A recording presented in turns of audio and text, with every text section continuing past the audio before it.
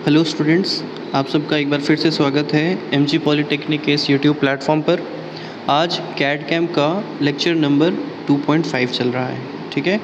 और I hope कि ये आपका एक लेक्चर और चलेगा, उसके बाद ये आपका पूरा चैप्टर यहाँ पे ख़त्म हो जाएगा, ठीक है। यानी कि सेकंड यूनिट आप लोग की ख़त्म हो जाएगी, फिर अगले वाले यानी एक दो लेक्चर्स के बाद यूनिट 3 शुरू हो जाएगी, ठीक है। तो आइए यूनिट 2 का कुछ बचा हुआ शेष भाग हम लोग पढ़ लेते हैं कि इसमें क्या चीज़ देखना रहता है। यहाँ पर हम लोग थोड़ा डिस्कशन करेंगे। ये आपका जो है एक वीडियो लेक्चर एक्सप्लेनेशन बेसिस पे होगा। इसमें अभी कोई ऑब्जेक्टिव क्वेश्चंस नहीं बताया जा रहा, बस जो टॉपिक आपको छूट गया था तो उसको एक एक्सप्लेनेशन के तौर पे इसको बताया जा रहा है।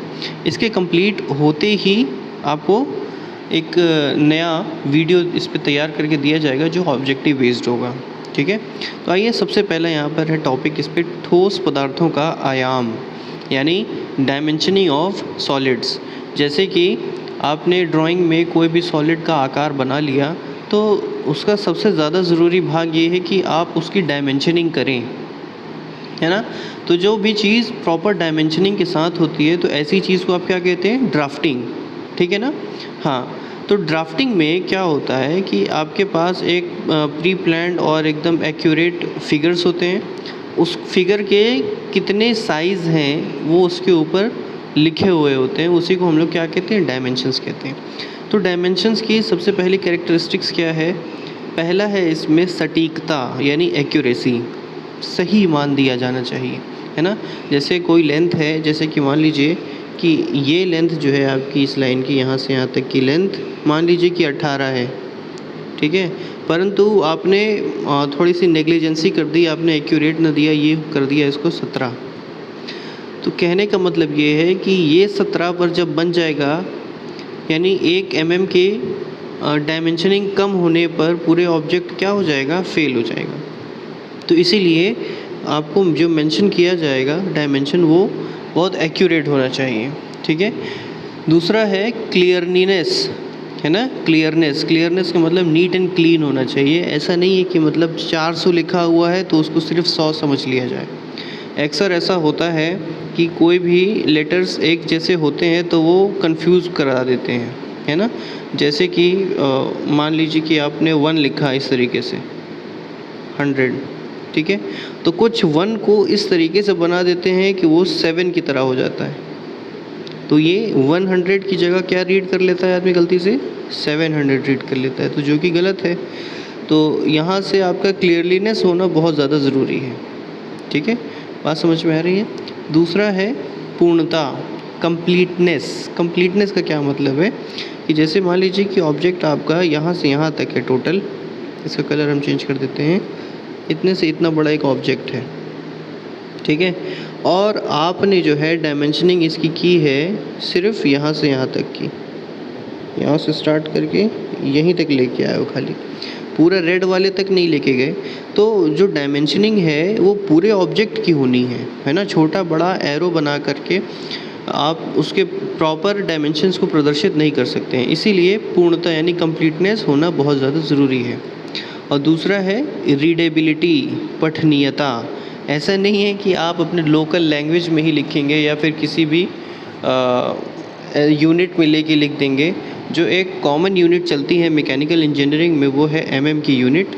तो mm की यूनिट को ही हमेशा फॉलो किया जाता है, ठीक है।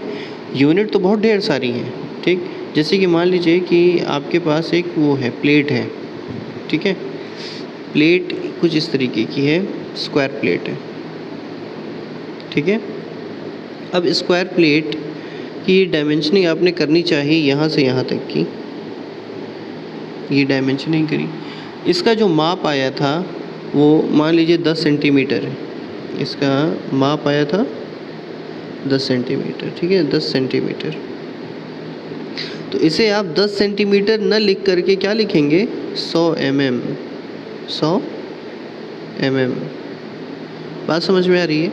तो mm का इस्तेमाल क्यों किया गया, क्योंकि ये यूनिवर्सली एक्सेप्टेड है। ये किसी भी कंट्री में आप mm को लेके अगर ड्राइंग को लेके जाते हैं तो उसको समझ में आ जाता है कि ये कितना बड़ा डायमेंशन है, ठीक है, आप कभी भी फीट, इंचेस और उसका किलोमीटर्स का इस्तेमाल नहीं करेंगे। ठीक है, तो जो चीज़ रीडेबल होती है, हर जगह जो चलती है, उसका भी बहुत ज़्यादा ध्यान रखना पड़ता है। ठीक है, बात समझ में आ गई। 2-4 कैरेक्टरिस्टिक्स है इसमें, जैसे कि सटीकता, निर्मलता, पूर्णता और पठनीयता। ठीक है, उसके बाद क्या है, आइए देखते हैं विमीयकरण के सिद्धांत, यानी इसके प्रिंसिपल्स क्या क्या हैं, यानी कि इसको बनाने के तरीके कौन कौन से होने चाहिए और कौन कौन से एक्शंस को देखना चाहिए। सबसे पहला है, विशिष्टियों को पूर्ण एवं स्पष्ट रूप से प्रदर्शित करने के लिए सभी आवश्यक विमीय सूचनाएं ड्राइंग पर प्रदर्शित की जानी चाहिए।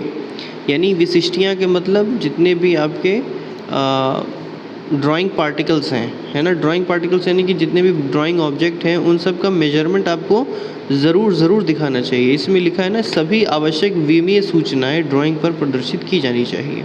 ठीक है, यानी ऐसा नहीं है कि जैसे आपने एक प्लेट लिया, सपोज़ एक एग्जांपल लेके हम आपको समझाते हैं, आपको ज़्यादा समझ में आएगा कि एक मिनट है जी, एक प्लेट है, प्लेट के अंदर 2 होल्स हैं, एक बड़ा है और एक छोटा है। ठीक है, तो आपने सिर्फ अगर प्लेट का डायमेंशन दे दिया यहाँ से यहाँ तक, ठीक है, और यहाँ से यहाँ तक का, ये पूरा आपका ड्राइंग नहीं कहलाएगा। क्यों? क्योंकि इसके अंदर का जो सर्कल है, जो होल है, उसका भी तो आपको डायमीटर देना पड़ेगा ना। उसके अंदर का जो डायमीटर है वो कैसे आप शो करते हैं, 5 से। ठीक है, तो इसीलिए इसमें लिखा है प्रत्येक विशिष्टियों को यहाँ पर लिखा है, पहला वाला पॉइंट क्या है, सभी आवश्यक विमीय सूचनाएं ड्राइंग पर प्रदर्शित की जानी चाहिए। ठीक है, नेक्स्ट आता है, प्रत्येक विशिष्टियों को केवल एक बार प्रदर्शित किया जाना चाहिए। यानी कि आप खुशी में आके ऐसा ना कर दें कि साइड से इसको भी एक और बार डायमेंशन दे दें। यहाँ फ़ायदा नहीं है। क्यों? क्योंकि यहाँ ऑलरेडी आप दे चुके हैं इस साइड में। ठीक है, दोबारा से यहाँ पर देना ये मतलब एक्स्ट्रा काम करना हो जाएगा, क्योंकि दोनों के साइड तो सेम है। ठीक है ना, इसलिए सिर्फ एक बार ही देनी चाहिए, एक से अधिक बार न दी जाए। उसके बाद तीसरा है, विमा को उस दृश्य में दिखाना चाहिए जिसमें वस्तु को स्पष्ट रूप से देखा जा सके। यानी जब ऑब्जेक्ट ऑर्थोगोनल व्यू में आप देखें, तभी आप उसको जो है डायमेंशन सामने से दिखाएं, जिससे आपको पता चले कि ये लेंथ वाकई में यहाँ से यहाँ तक की है। ठीक है, इसको समझने के लिए एक काम करते हैं कि पहले हम एक 3D फॉर्म बना लेते हैं। 3D फॉर्म कहाँ बनाएंगे, आइए यहीं पे तैयार कर लेते हैं इसका 3D फॉर्म। यहाँ पर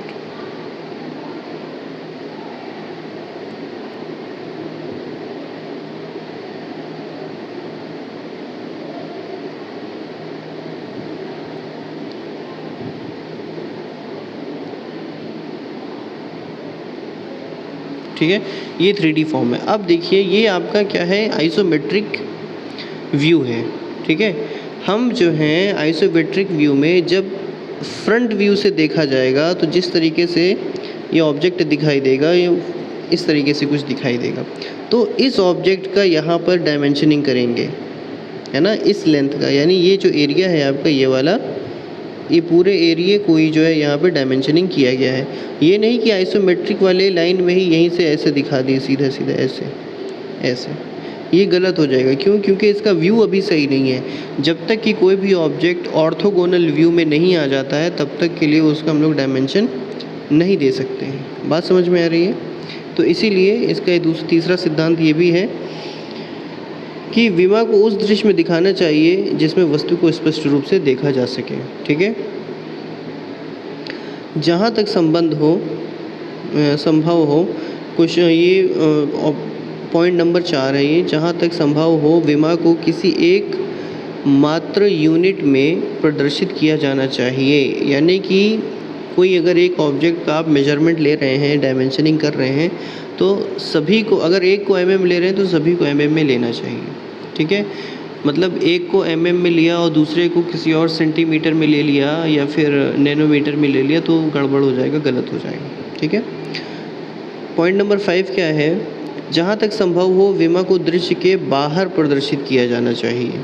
ठीक है, यानी कि जैसे कि ऑब्जेक्ट आपके पास इस तरह का बना हुआ है, ठीक है, तो बाहर ही बाहर इसका विमा दिखाना चाहिए, अंदर से यहाँ से नहीं दिखाना है कि यहाँ से यहाँ तक का इतना डायमेंशन। ये बिल्कुल क्योंकि ये फिर कन्फ्यूजन पैदा कर देता है ना कि ऑब्जेक्ट है कैसा एक्चुअल में, क्योंकि जो अंदर से अगर आप डायमेंशनिंग करेंगे तो फिर उससे फिर लाइनों को देख के आपके अंदर कन्फ्यूजन आ जाएगा कि ऑब्जेक्ट है कहाँ से कहाँ एक्चुअल में।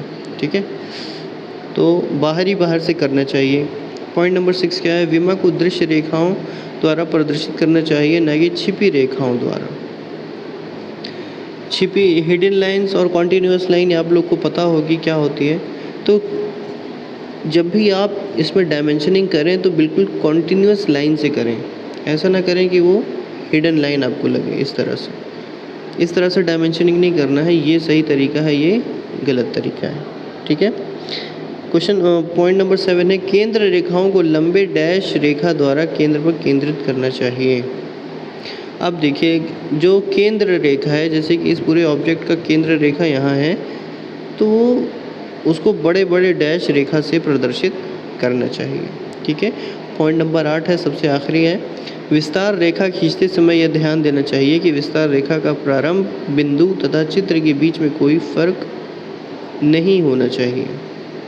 हाँ, इसमें वही चीज़ बताई गई है कि जब भी आप कोई भी ऑब्जेक्ट की डायमेंशनिंग करते हैं तो बिल्कुल स्टार्टिंग से लें, ऐसा ना हो कि वो मतलब आपने आधे से छोड़ के आधे से आधे तक का नापा है, ये गलत हो जाएगा। जबकि यहाँ पूरे एंड से लेके दूसरे एंड तक आपने अगर लाइनिंग ले ली है, डायमेंशनिंग ले ली है, तो ये आपका सही है और ये आधा अधूरा वाला क्या हो जाएगा, गलत हो जाएगा। बात समझ में आ गया आप लोग को। तो ये 8 सिद्धांत है विमेयकरण के सिद्धांत। ठीक है। उसके बाद इसमें कुछ चीज़ें बताई गई हैं एंगल्स को लेके, किस तरीके से कोई एंगल लिया जाता है विमा के दौरान, है ना, और उसको दिखाने के कौन कौन से तरीके होते हैं। तो ये बच्चों आपके पॉइंट ऑफ व्यू से बहुत ज़्यादा इम्पॉर्टेंट नहीं है, ये सवाल नहीं पूछा जा सकता है। उसमें एक जो चीज़ पूछी जा सकती है ऑब्जेक्टिव क्वेश्चंस में, वो ये है कि आप लोग ने देखा होगा, जैसे यहाँ आप देख पा रहे होंगे, यहाँ पर जो विमा है यानी डायमेंशन लाइन है, ये है ना, यहाँ पर देखिए जो एरो हेड है, जो तिकोना जैसा है, ऊपर और नीचे दिखाई दे रहा है, एक यहाँ और एक यहाँ, एक यहाँ और एक यहाँ, है ना, दिखाई दे रहा है ना।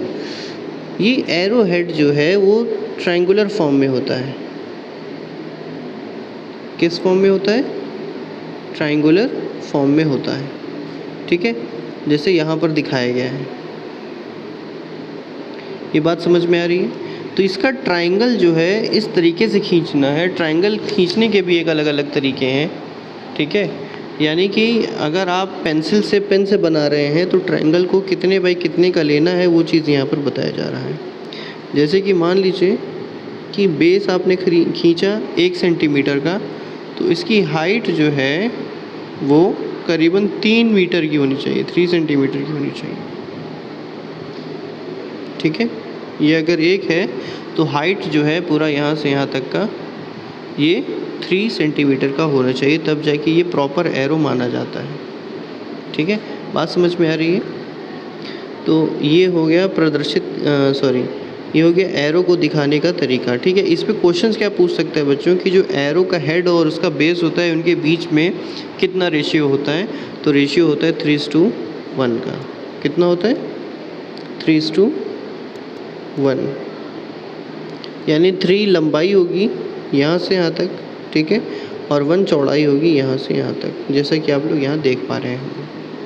ठीक है, इसके आगे का जो वीडियो है बच्चों, इसके आगे का जो लेक्चर है वो हम लोग नेक्स्ट वाले लेक्चर में डिस्कस करेंगे, और इसके डिस्कशन के बाद हम लोग इसका एक ऑब्जेक्टिव क्वेश्चन तैयार करेंगे। उसके बाद ये वाला चैप्टर आप लोग का ख़त्म हो जाएगा। ठीक है, तो आपसे अब मुलाकात करते हैं इसके नेक्स्ट वाले लेक्चर में। तब तक के लिए आप पढ़ाई करते रहें, ध्यान भी रखें अपना। धन्यवाद।